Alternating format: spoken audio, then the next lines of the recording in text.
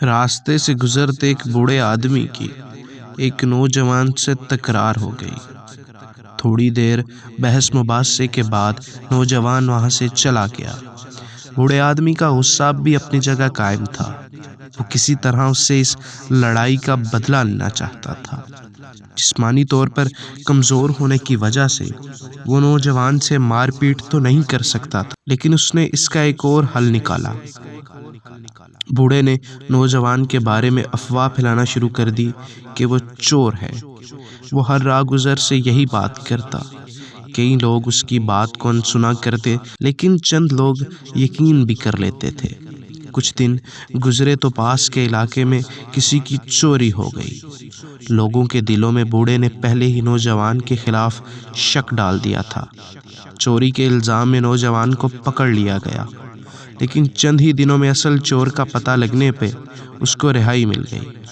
رہا ہوتے ہی اس نے علاقے کے سردار سے بوڑھے آدمی کی شکایت کی، جس کی بنا پر بوڑھے کو پنچایت میں بلایا گیا۔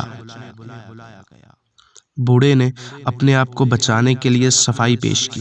سردار نے بوڑھے کو حکم دیا کہ اس نے جو افواہ نوجوان کے بارے میں پھیلائی ہے وہ سب ایک کاغذ پہ لکھے اور پھر اس کاغذ کے چھوٹے چھوٹے ٹکڑے کر کے چوراہے میں جا کے ہوا میں اڑا دے۔ اگلے دن بوڑھی کی قسمت کا فیصلہ ہونا تھا۔ بوڑھا سردار کا حکم بجا لایا، کاغذ پہ سب کچھ لکھا اور اس کے ٹکڑے ہوا میں اڑا دیے۔ اگلے دن جب پنچایت لگی، سبھی لوگ جمع ہوئے۔ بوڑھے نے رحم کی استدعا کی۔ سردار نے کہا کہ اگر وہ سزا سے بچنا چاہتا ہے تو کاغذ کے وہ سارے ٹکڑے جمع کر کے لائے جو کل اس نے ہوا میں اڑا دیے تھے۔ بوڑھا پریشان ہو کے بولا کہ یہ تو ناممکن سی بات ہے۔ سردار نے جواب دیا کہ تم نے نوجوان کے بارے میں اسی طرح ہوا میں افواہ پھیلائی۔ تمہیں خود بھی اندازہ نہیں ہے کہ تمہاری یہ افواہ کہاں کہاں تک پہنچی ہوگی۔ اگر تم کاغذ کے ٹکڑے واپس نہیں لا سکتے تو وہ افواہ کیسے واپس لاؤ گے، جس کی وجہ سے نوجوان بدنام ہوا ہے۔ بوڑھے نے ندامت سے سر جھکا لیا۔